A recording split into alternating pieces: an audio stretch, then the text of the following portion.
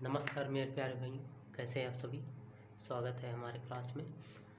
आज हम पढ़ेंगे क्लास 9th की फिजिक्स का चैप्टर 2 का पार्ट 2। हमने पार्ट 1 में देखा था कि बल क्या होता है तथा संतुलित बल और असंतुलित बल क्या होता है। आज की क्लास में हमें देखना है न्यूटन के नियम। जैसा कि हमने उस दिन बताया था, न्यूटन के 3 नियम थे गति के। पहला नियम, दूसरा नियम, तीसरा नियम। आज हम इन्हीं को पढ़ेंगे। आज तो हम फिलहाल पहला नियम ही देखेंगे। तो चलिए हम शुरू करते हैं।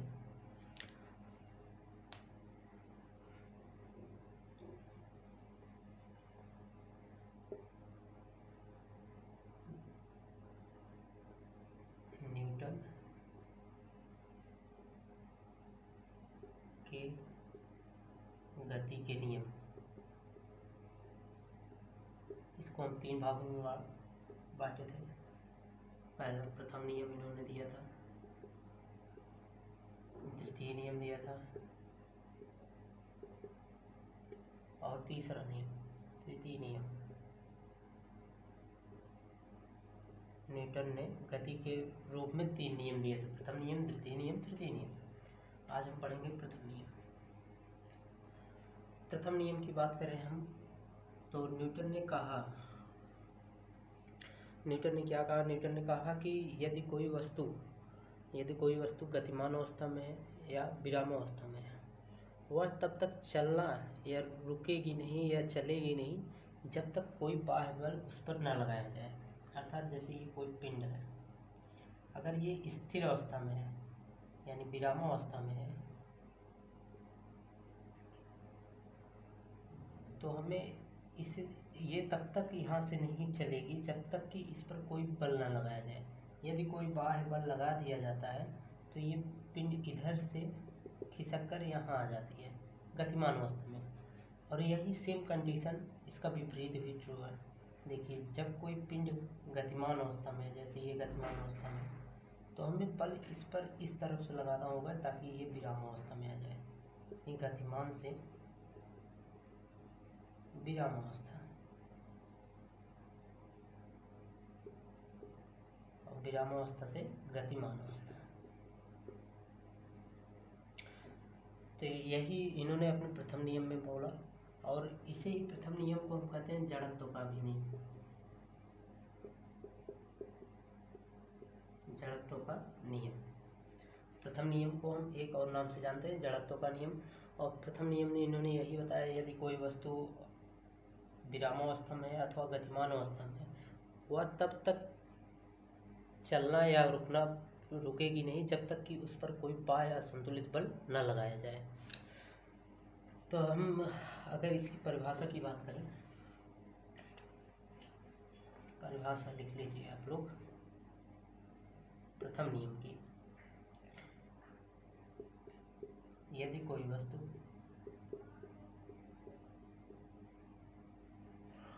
विरामावस्था में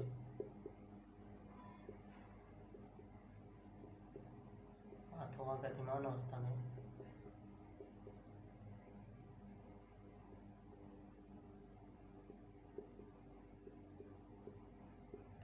है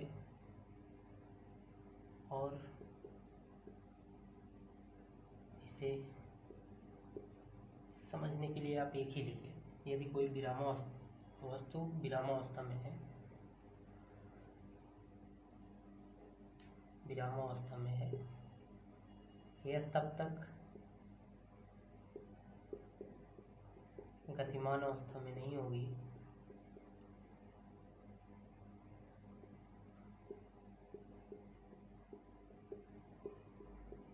जब तक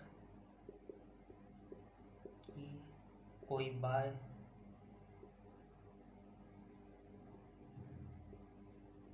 असंतुलित बल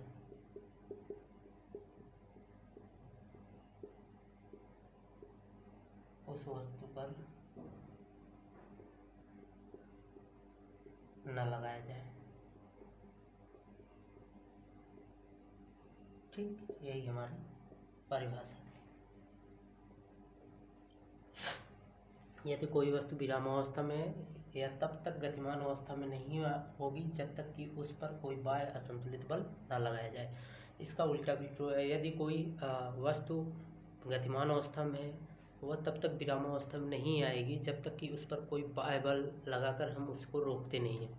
ठीक, तो हम इसके एग्जाम्पल की बात करें अगर, तो इसका एग्जाम्पल हम लोग देखते हैं। जैसे कोई व्यक्ति है, वह बस यात्रा करता है, तो बस खड़ी रहती है एक जगह पर और वो व्यक्ति उस बस में बैठता है।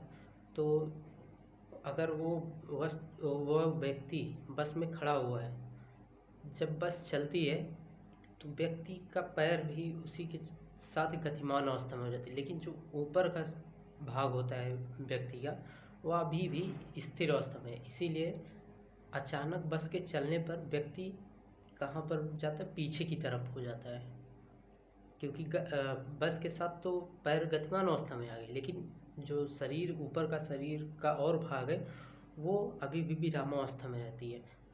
विरामावस्था में रहने के कारण वह व्यक्ति का ऊपरी भाग शरीर का वहीं पर रह जाता है, लेकिन पैर गतिमान अवस्था में आगे बढ़ जाती है, जिससे वो पीछे की तरफ मुड़ जाता है, गिर जाता है। और यही सेम कंडीशन बस के अचानक रुकने पर, अचानक रुकने से क्या होता है कि जैसे हम व्यक्ति का जो पैर होता है वो बस के साथ तो विरामावस्था में अचानक से आ जाती है, लेकिन ऊपरी भाग जो होता है व्यक्ति का वो तो अभी भी गतिमान अवस्था में है। इसीलिए बस के अचानक रुकने पर व्यक्ति आगे की तरफ झुक जाता है। और सेम यही कंडीशन देखिए टॉवल के साथ होता है। यदि हम कोई भीगी हुई तौली लेते हैं, जैसे ये तौली हमारी है, ठीक, अगर इसको हम जोर से झटकते हैं तो ये भीगी हुई है, जोर से झटकते हैं तो झटकने से वह टॉवल तो पूरी तरह मतलब पानी से भीगी हुई, पानी जो है, पानी के कण वो तो स्थिर अवस्था में यहीं पर रुक जाते हैं, लेकिन टॉवल कहाँ पर, टॉवल यहाँ चली जाती है झटकने के बाद। तो जो पानी के कण होते हैं वो स्थिर अवस्था में होते हैं। ठीक, इसी को हम कहते हैं प्रथम नियम। प्रथम नियम की एग्जाम्पल की बात करें तो वही है कि बस के अचानक रुकने पर व्यक्ति आगे की तरफ झुक जाता है, बस के अचानक चलने पर व्यक्ति पीछे की तरफ झुक जाता है, और भीगी हुई तौलियों को झटकने पर पानी के कण वो ऊपर रह जाते हैं। ठीक, तो अब हम इसमें जड़त्व की बात करें कि जड़त्व का नियम क्योंकि इसको कहते हैं, तो जड़त्व की यदि हम बात करें तो जड़त्व क्या होता है। देखिए,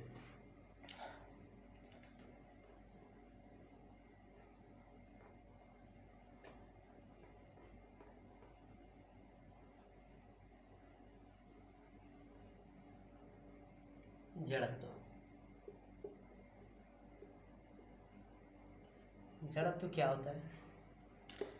जड़त्व जैसे कोई पिंड है, ठीक, कोई वस्तु यानी पिंड है, वस्तु या बहुत भारी है, इसका वेट मान लीजिए 10 kg है, तो इसका जो जड़त्व होगा वो नीचे होगा, और जड़त्व हमेशा वेट के गुणनफल के वेट के समानुपाती होता है, अर्थात जड़त्व समानुपाती होता है किसके, द्रव्यमान के। ठीक, द्रव्यमान, एक चीज देखिएगा, द्रव्यमान और भार में बहुत अंतर होता है, जो कि हम बाद में पढ़ेंगे इसको। पहले अभी हम देखना द्रव्यमान को हम इंग्लिश में कहते हैं मास, और जड़त्व को कहते हैं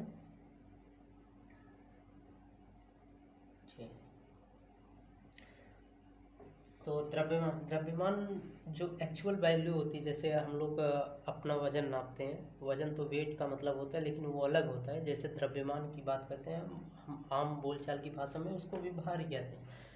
कोई वस्तु इसका जो वजन होता है वही द्रव्यमान होता है हमारा। ठीक, अभी तो आप यही समझिए, द्रव्यमान जड़त्व के समानुपाती होता है, अर्थात अगर जड़त्व बढ़ेगा तो द्रव्यमान भी क्या होगा, बढ़ेगा। अर्थात द्रव्यमान घटेगा तो जड़त्व भी क्या होगा, घटेगा। ठीक, इसी को हम कहते हैं जड़त्व। अब हमें पढ़ना है संवेग।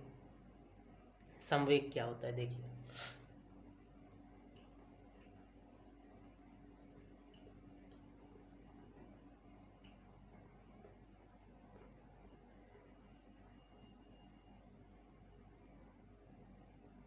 जड़त्व के बारे में एक बात और जानिए। जड़त्व हमेशा किसी भी पिंड का मतलब चलने का विरोध करती है। हमेशा कोई भी पिंड गतिमान अवस्था में वह जड़त्व हमेशा उसका विरोध करेगी, यानी गतिमान अवस्था से उसे विराम अवस्था में लाने का प्रयास करेगी।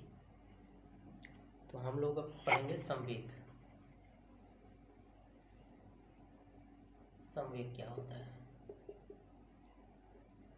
इसे हम P से प्रदर्शित करते हैं। ठीक, संवेग की बात करें हम तो संवेग द्रव्यमान तथा वेग के गुणनफल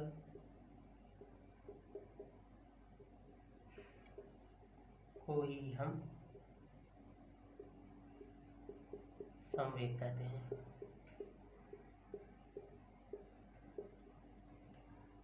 संवेग को हम P से प्रदर्शित करते हैं। P बराबर द्रव्यमान, द्रव्यमान का मतलब यम, मास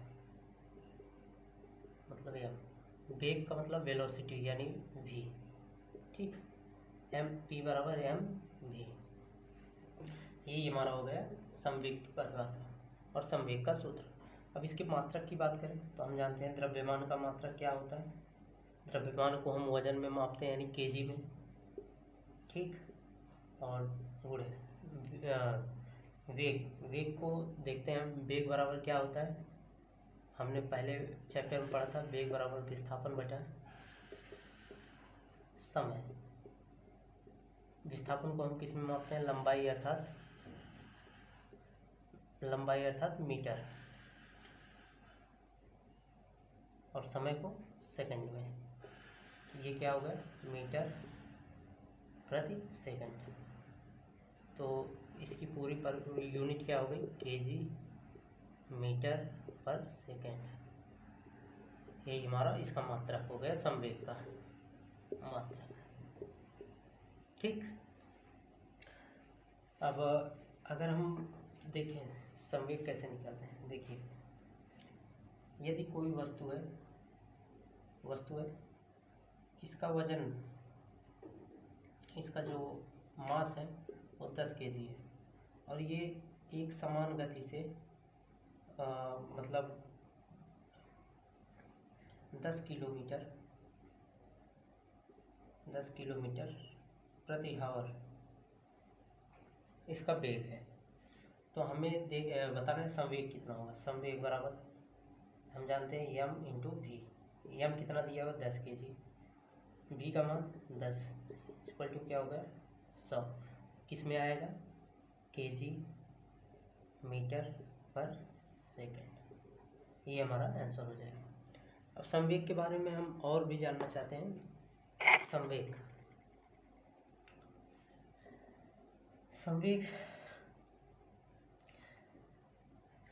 यही है हमारा संवेग।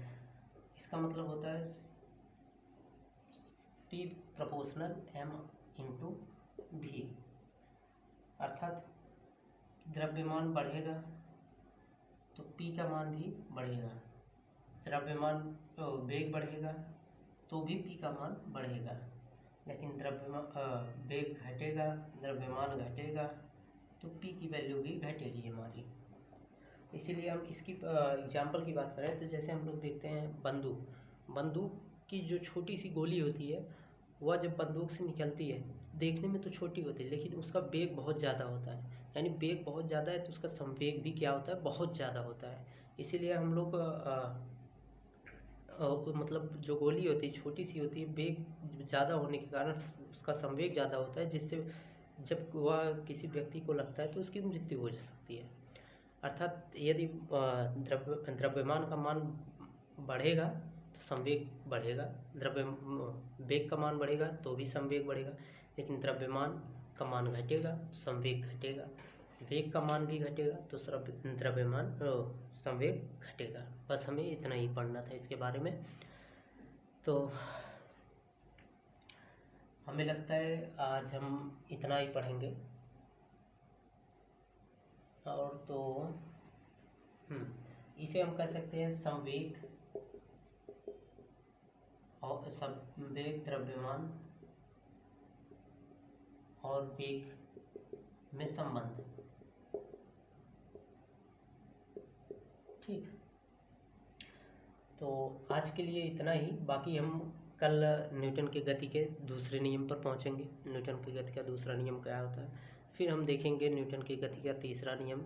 तो उम्मीद है आप लोगों को ये अच्छे से समझ में आया होगा, और अगर नहीं कोई कहीं पर कोई डाउट है तो प्लीज़ कमेंट कीजिएगा, ताकि हमको भी पता चले कि हम कहाँ पर आप लोगों को समझाने में थोड़ा असमर्थ हैं। बाकी जितना हो सके लाइक और सब्सक्राइब कर दीजिएगा। धन्यवाद।